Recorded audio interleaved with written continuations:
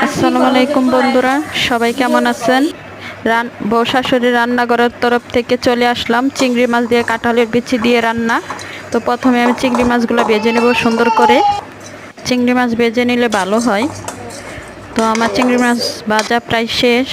এখন আমি তেল দিয়ে দিব কড়াইয়ে। তেল দেওয়ার পরে পেঁয়াজ মরিচ দিয়ে দিব। পেঁয়াজ মরিচ লাল লাল করে ভেজে আমি পানি দিয়ে দিব। কষানোর জন্য পানি দিয়ে দিলাম। হলুদ দিয়ে দিলাম 2 চামচের মতো।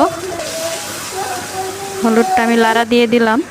এখন মরিচের ফাঁকি দিয়ে দিতেছি 1 চামচের মতন। লবণ দিয়ে দিলাম পরিমাণ মতন। তো আদা রসুন দিয়ে দিলাম।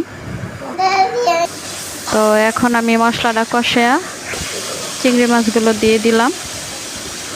চিংড়ি মাছটা কিছুক্ষণের জন্য কষাবো। তো আপনারা সবাই দেখেন ভিডিওটা সম্পূর্ণ। সাবস্ক্রাইব করবেন, লাইক কমেন্ট করবেন, শেয়ার করে দিবেন। তো চিংড়ি মাছটা কিছুক্ষণের জন্য আমি ভেজে নিব ভালো করে মশলাতে। এখন আমি কাঁঠালের বিচি, তো কাঁঠালের বিচির সাথে একটা আলু দিছিলাম। তো আমি কাঁঠালের বিচির সাথে আলু দিছি, আপনারা চাইলে এমনিও বিচি দিয়ে রান্না করতে পারেন। তো আমি কষাইতেছি। তো আমার কষানো প্রায় শেষই হয়ে আসছে। তো আপনারা পাশেই থাকুন, ভিডিওটা সম্পূর্ণ দেখেন। পানি দিয়ে দিতেছি পরিমাণ মতন। তো দেখতেই থাকুন ভিডিওটা। অবশ্যই কমেন্টে জানাবেন যে বউ শাশুড়ি রান্নাঘরে তরকারি কীরকম হয় রান্না।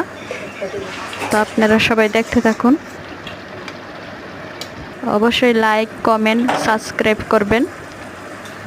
তো আমার রান্না প্রায় শেষ। তো রান্নাটা কেমন হলো অবশ্যই জানাবেন। শুটকি দিয়ে কাঁঠালের বিচি দিয়ে আলু দিয়ে রান্না। তো সবাই ভালো থাকবেন। আল্লাহ হাফেজ।